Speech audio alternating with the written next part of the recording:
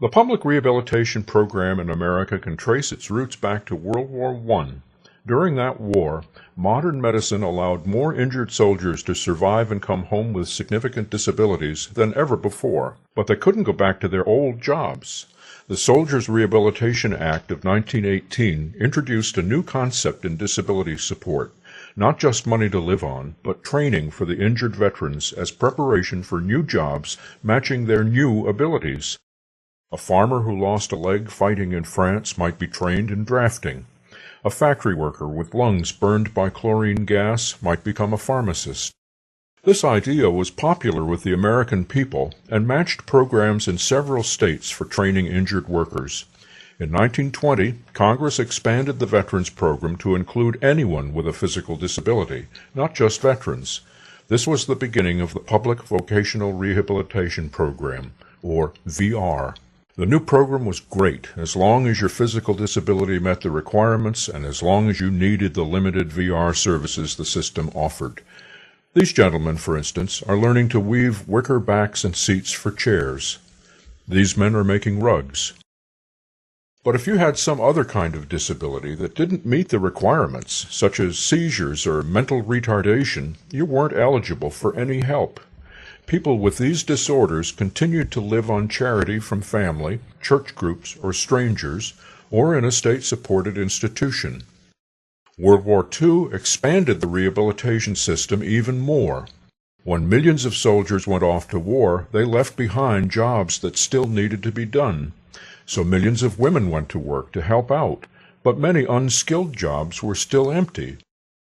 To help fill those jobs, some amendments to the Rehab Act in 1943 expanded VR services to include people with mental illness and mental retardation. This gradually doubled the number of people finding jobs through VR, and those new workers began changing society's stereotypes about what people with disabilities could do. In response to comments from the public, these amendments also changed the kinds of services that VR provided. In addition to training and guidance, VR began paying to correct certain disabilities, including cataract surgery on eyes or bone surgery for limb deformities.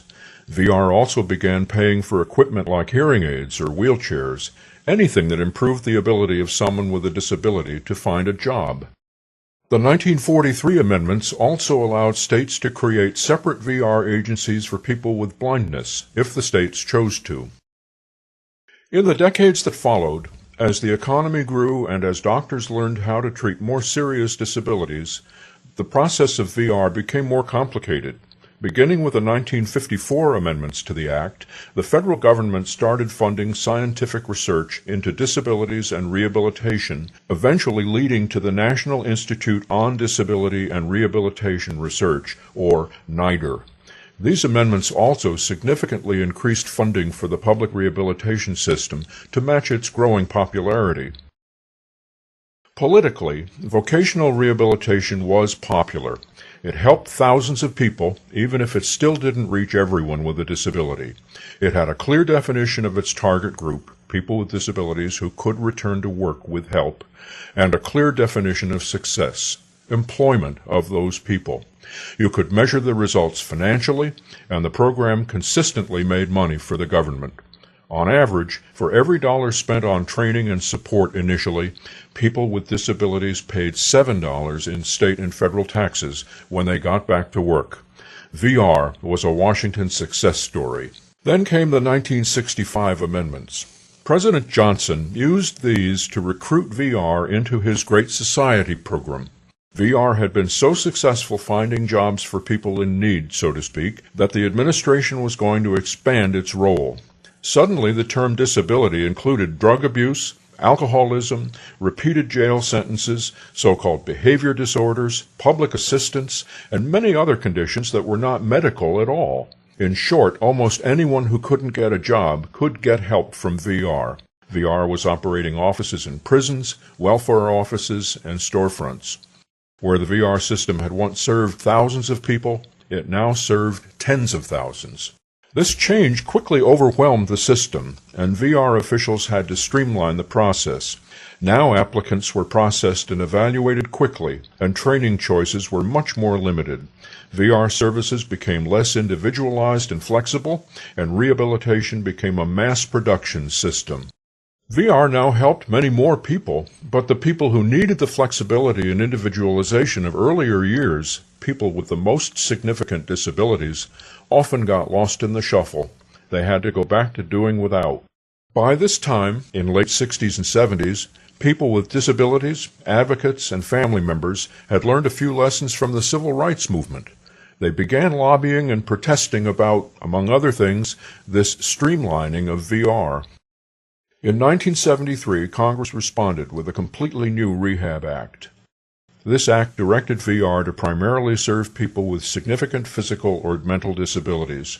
In addition, counselors and consumers would now work in close partnership to individualize services, and each counselor-consumer team would use a formal, individualized written rehabilitation program to help them develop and carry out those services. Meanwhile, the voices of disability advocates continued to grow. They started a radical deinstitutionalization movement in the 1960s, which pushed institutions to move people out into new group homes and residential care facilities in local communities. Unfortunately, after lifetimes living passively in institutions, many people living in the new facilities didn't know what else to do.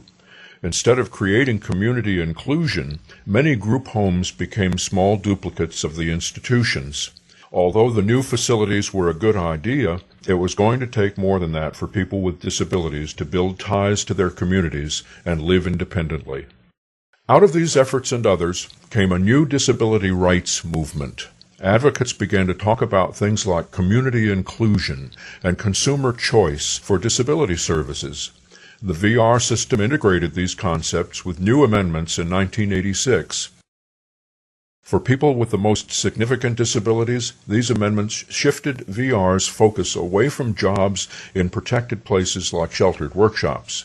Instead, the amendments provided supports to help people adapt to work in typical jobs out in the community. Since 1986, VR has continued working closely with the disability community and has integrated emerging concepts into its regulations and services. In 1992, new amendments to the Rehab Act created a new front section that spelled out some of these concepts in a statement of definitions and principles. These amendments also created the state rehabilitation councils, which are citizens' advisory councils in each state to increase the voice of consumers in the policy and operations of state agencies.